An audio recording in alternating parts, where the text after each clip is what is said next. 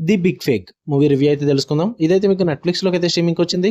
Run time వచ్చేసి 1 hour 50 minutes అయితే ఉంటుంది. తెలుగు డబ్బింగ్ లేదు, ఇంగ్లీష్ లాంగ్వేజ్ ఉంటుంది, హిందీ లాంగ్వేజ్ కూడా ఉంటుంది. సబ్ టైటిల్స్ తో చూడొచ్చు. స్టోరీ ప్లాట్ విషయానికి వచ్చేస్తే ఇది ఒక హిస్టారికల్ బ్యాక్ డ్రాప్ లో జరిగే మూవీ భయ్య. ఒక ముగ్గురు ఫ్రెండ్స్ అయితే ఉంటారు. వాళ్ళ డ్రీమ్స్ ని పర్సూ చేసుకోవడానికి రోమ్ కి అయితే వెళ్ళడం జరుగుద్ది. అందులో ఒకరు వచ్చేసి మెయిన్ లీడ్ హీరో పెద్ద పెయింటర్ అవ్వాలని అయితే అనుకుంటాడు.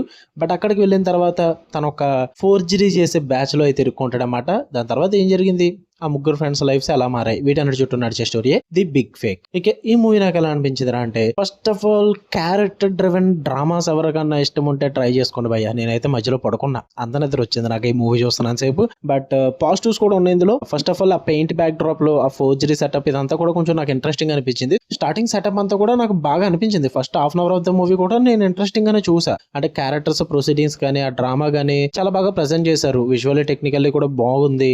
ఓకే, మంచిగా సెటప్ చేస్తున్నారు, మంచి డ్రామా చూస్తున్నాను అన్న ఫీల్ అయితే వచ్చింది first half an hour of the మూవీకి. అండ్ పర్ఫార్మెన్సెస్ బాగున్నాయి. టెక్నికల్లీ కూడా సినిమా చూడడానికి చాలా బాగుంటుంది, రిచ్ గా ఉంటుంది అనమాట.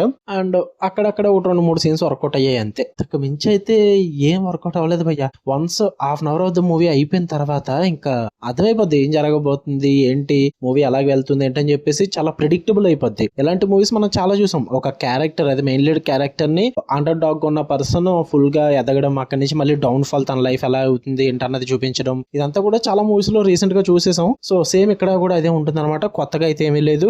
అండ్ ఈవెన్ క్లైమాక్స్ కూడా చాలా డిసప్పాయింటింగ్ అనిపించింది నాకు. అస్సలు వర్కౌట్ అవ్వలేదు క్లైమాక్స్ అన్నది. మధ్యలో పడుకున్న ఆ డ్రామాకి మళ్ళీ లేచి మళ్ళీ వెనక్కి ఫార్వర్డ్ చేసుకుని మరీ చూశాను అసలు ఏం జరిగిందని చెప్పేసి. అంటే ఆ డ్రామాకి కనెక్ట్ అవుతే ఓకే, కానీ నేను ఇలాంటివి చాలా చూసేయడం వల్ల డ్రామా కనెక్ట్ అవ్వలేకపోయాను. అండ్ ఎమోషనల్లీ కూడా అంత సూపర్ గా వర్కౌట్ అవ్వాలి మెయిన్ లీడ్ క్యారెక్టర్. ఆ డ్రామా వైజ్ కూడా బోరింగ్ అనిపించింది నాకు. సో అందుకే నాకైతే సినిమా అంతగా వర్కౌట్ అవ్వలేదు. స్కిప్ చేసిన పెద్ద ఫరక్ పడతలేండి, మీ ఇష్టం. మరి మీరు చూద్దాం అనుకుంటే మీరు చూడొచ్చు.